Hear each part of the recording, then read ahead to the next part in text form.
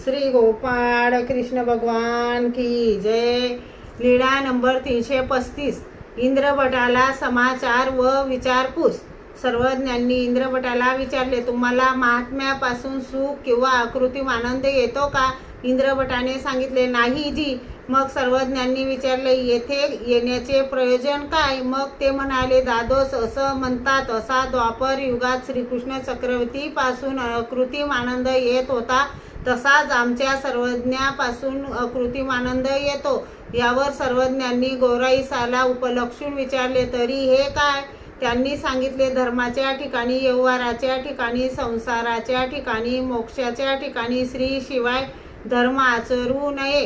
सर्वज्ञांनी म्हटले, धर्माच्या ठाई, व्यवहाराच्या ठाई, संसाराच्या ठाई श्री सोबत असणे ठीक आहे, परंतु मोक्षाच्या ठाई श्री सोबत लागत नाही। जी तर ही आपल्या पुण्यासाठी आली। सर्वज्ञांनी हे उत्तर मान्य केले। श्री गोपाळ कृष्ण भगवान की जय।